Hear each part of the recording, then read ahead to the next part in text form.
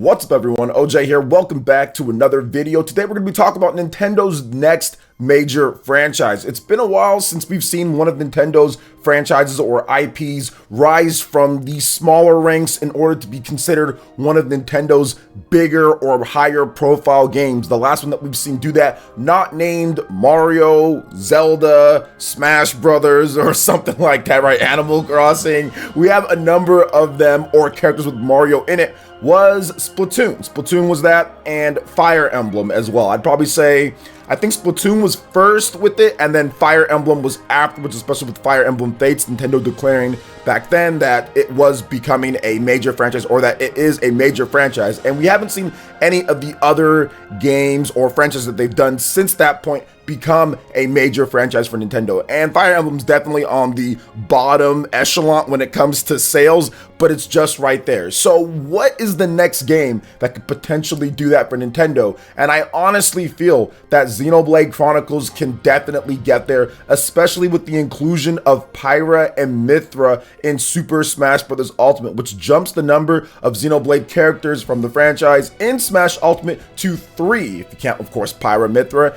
Then also you have Shulk as well. So 3 characters, not so bad, right? It tripled its character count in just about, one fell swoop right there. So not bad at all for Xenoblade. But what are the things that Xenoblade needs to do in order to become up to this level that we know that it can all reach? Well, we're going to talk about that right here. But before we get into it, guys, make sure you hit that like button and also subscribe if you're someone new. So let's talk about Xenoblade. So there's a number of things that Xenoblade, in terms of the review scores and some of the things that would have to adjust before it gets up to this upper echelon. I remember Fire Emblem was a game that was pretty much on its last limb. It was going to die if Fire Emblem Awakening didn't do well. The sales needed to be there, and they came back in a big way. And part of that was the ridiculous review scores this game got. I think it has a 93 average. I know it's over 91, 92 Metacritic. So one, you got a lot of people's eyes on it because people were just giving it amazing scores. And how did it get those amazing scores? Tight, polished, really good story, great gameplay. And I think that's what Xenoblade needs to do in order to kind of get into the bigger masses first. When it comes down to it, it needs to tighten up some of the other things around the gameplay to where it can get those great scores, because word of mouth and review scores start the train of thought of okay, well, I'll try this game out, or there's a lot of good things about this game. So it starts right then and there, getting in the good graces of the review scores and the people playing the game and talking about it, not just having a bunch of hardcore fans that love the technicality of the game or all the depth or anything like that. It really needs to make sure that it can score better. So what can it do to score better? Well, it needs to clean up a few different things here. So I'm hoping with the next Xenoblade Chronicles game, we're not talking about a new IP from Monolith Soft, although that'd be awesome, but that's not the Xenoblade game, right? So we're talking about Xenoblade Chronicles. So what they could do there is definitely streamlining things just a bit. And I think that they're on the right track when it comes to Xenoblade Chronicles 2 Torn of the Golden Country. That game streamlined a number of things that made it easier to play, in addition to adding a really good tutorial. I think that if Xenoblade Chronicles 2 Torn of the Golden Country, if that battle system and that tutorial was in the original Xenoblade Chronicles and the blade system wasn't a thing like it was, and they replaced it with what Xenoblade Chronicles 2 Torna had, I think that Xenoblade Chronicles 2 would have had a higher score in its averages than what it got. Everybody who played it that actually liked Xenoblade Chronicles 2 then played Torn of the Golden Country says that Torna did so many things better when it comes to streamlining the process. Still kind of difficult once you kind of wrap your head around a lot of different things and the Vanguard switching and all that. It's still difficult, but it was a lot better. So I think that starting off there and making it to where it's a little bit easier to play and a little bit easier to follow for people, that can go a long way in getting better scores from the review sites out there. Now, another thing that I think that they can do is definitely alter how the game works. I know people kind of like the auto battling and kind of the stuff that you do there and the positional type of stuff, and you can still have all that, but if you want to get more people into your franchise, I definitely think going into more of an action RPG without the MMO type of auto battling might be a good idea for this game. And it's not like it would be a drastic change, because you already do button prompts to do certain moves in the game. Like, you have to time up your button prompts. All you got to do is kind of take it to where you adjust the battle system to where your actual slices or whatever you're hitting the enemy with are controlled with buttons. And then you can also have button prompts to do super moves or blade combos or other things that you want to do. So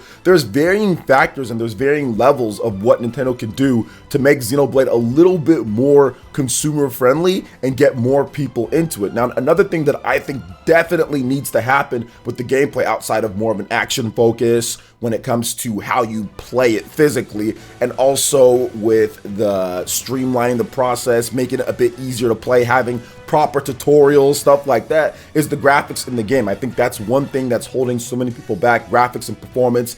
I feel that, especially when Xenoblade Chronicles 2 launched, man, people really ripped into this game when it comes to the performance of the game, when it comes to the resolution and kind of how the game looked. I mean, I thought that it was a beautiful game in scope and scale with what they've done. The art is ridiculously good in Xenoblade Chronicles 2, but if they can shore up some of those other things and get it running better and looking better with the next Xenoblade game, I think that would go a long way in also getting other people in, because like it or not, people do look at the graphics and say, I want this type of graphics, or I want this type of thing. And if we don't get that, then there's complaints across the board, even from people that are core Nintendo fans, which I've seen it before, man. Heck, when I was talking about it on the Spawncast that I do, when we talked about Xenoblade Chronicles Definitive Edition, yeah, people were saying the game was great, but they were really talking about the frame rate and the resolution and stuff like that. So I think that in order to kind of get more people into it, you're going to have a little bit more of an impressive looking from a technical perspective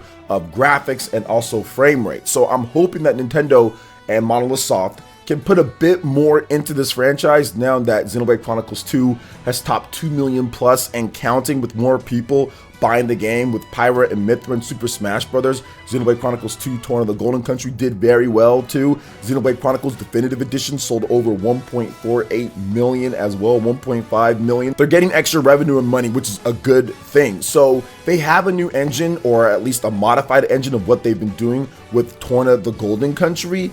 And maybe they'll use that going forward. Maybe they'll use something different, but I definitely think that they have to do something with it, because if you're looking at these Super Smash Bros. Ultimate screenshots, Masahiro Sakurai recently put out some more. I mean, these characters look absolutely amazing in this Super Smash Bros. Engine. Everything just looks so fluid and nice, and you can kind of get that with the Xenoblade games when they have like the cutscenes and everything, but having the regular gameplay be more in line in terms of like how fast and fluid, right? Smash Bros. Is 60 frames per second, 1080p resolution. That would go a long way in getting more people at least a bit more interested in Xenoblade Chronicles. And of course, you can still cater to your fans that love the franchise with the great characters and battle system and depth that it's known for. Now, I'm not saying that they need to simplify the whole franchise down to nothing and make it to where it's super easy. All I'm saying is they need to streamline the process and kind of make it to where more people can kind of get into the regular flow of gameplay. And you can do that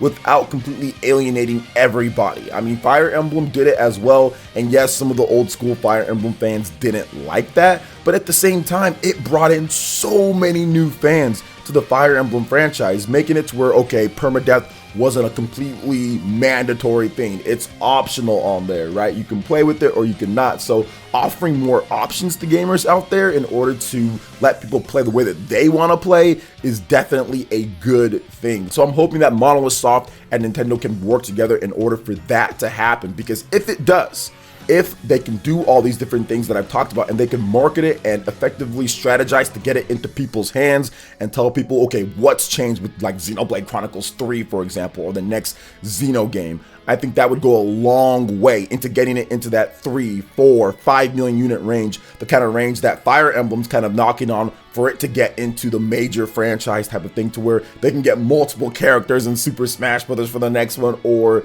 you know, they can get the multiple marketing budgets or stuff that Fire Emblem's been getting when it comes to promotions. They have a whole Fire Emblem con that they do and stuff like that. So I'm hoping that Xenoblade can get there. And I think that with enough time, planning, and effort, and especially from Monolith Soft, which they are hard workers, it can get there. But we'll have to wait and see. Right now, the Xenoblade franchise is in a little bit of a limbo-ish, I guess. I'm not really sure what to call it because we got Definitive Edition, which was great. That came out last year. Xenoblade Chronicles 2 was back in 2017. We don't know exactly what Monolith Soft is working on outside of maybe, potentially, a new IP and maybe a different game outside of that. I mean, we just don't know what they're doing. We don't know if it's going to be a Xenoblade Chronicles 3, if they're going to wait to put that on this Nintendo Switch system, or that's going to be some type of next generation thing that they do. I mean, there's all sorts of possibilities, but right now we're just not really clear because they haven't talked about any new projects, right? We haven't had a new game from Monolith Soft since Torna